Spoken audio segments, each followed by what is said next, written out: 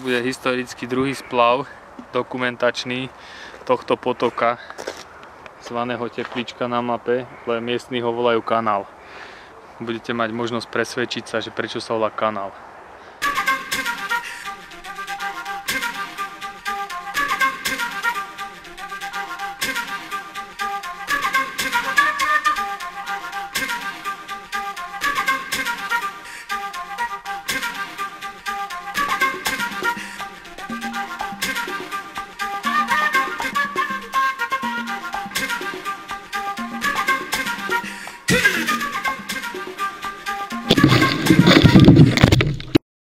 Tento projekt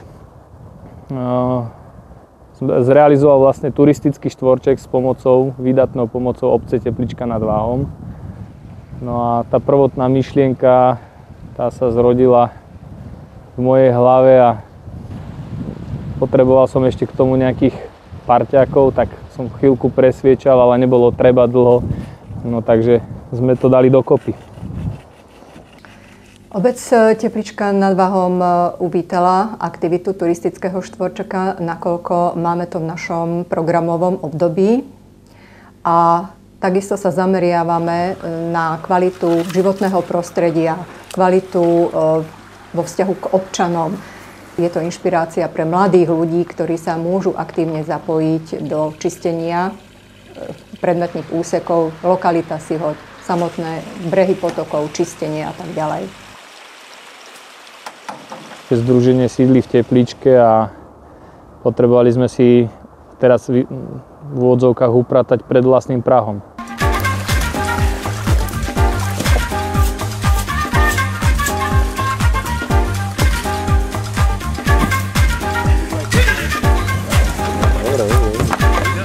Samotnému čisteniu sa stávajú pozitívne, lebo to je niečo, čo by možno si sami netrúfli. A jednoducho sa to spravilo. Spolupráca s občianskym združením Turistických štvorček začala už v roku 2011. Bola to veľmi dobrá spolupráca a obec na podnet pána Mareka Lutišana ponúkla spoluprácu vo forme dotácií. Obec poskytuje dotácie z rozpočtu obce na takéto verejnoprospešné práce, akým je napríklad aj čistenie Dedinského potoka alebo čistenie samotného potoka Teplička. Občianske združenie si podalo žiadosť o dotáciu, obecné zastupiteľstvo schválilo túto dotáciu a tak sa mohol začať realizovať projekt Benátska noc, ktorému predchádzalo čistenie kanála za súčinnosti takisto obce. A čo sa týka samotnej aktivity Benátska noc, na to bola veľmi dobrá odozva zo strany občanov, ktorí žijú v danej lokalite.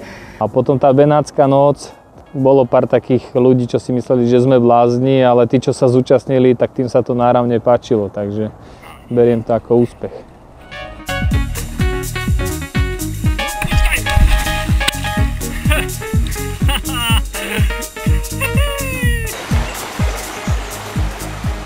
Chceli by sme aj naďalej udržiavať čistotu v tejto lokalite. Využívame na to jednak pracovníkov z úradu práce, ktorí sú dlhodobo nezamestnaní a ktorí nám pomáhajú pri skrášľovaní nášho prostredia. Ďalej by sme chceli osadiť viacej smetných košov, do ktorých by mohli občania odpadky vhádzovať a naši zamestnanci by to pravidelne potom zbierali. No, nejaké čistenie tam ešte prebehne určite. Myslíme si, že bude treba tiež trochu ostrihať tú vegetáciu a prehlbovanie koryta to už je trochu väčší projekt a bolo by treba ďaleko viac aj administratívnych vecí k tomu.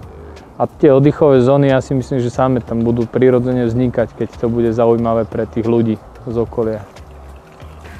No a samozrejme, že by sme sa starali pravidelne o údržbu zelene, pravidelné kosenie, čistenie, hrabanie, odstraňovanie náletových drevín z brehov potoka. a tým by sa tá lokalita ešte viac zatraktívnila a sprístupnila širokej verejnosti.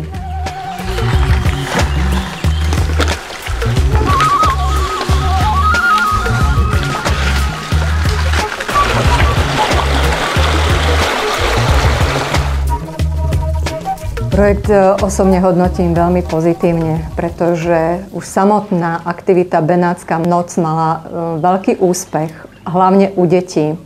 Neviete si predstaviť, ako boli nadšené a nie ich v tých večerných hodinách dostať domov.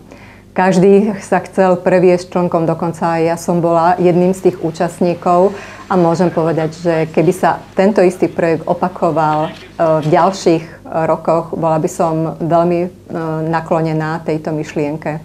A myslím si, že obec ju opäť podporí.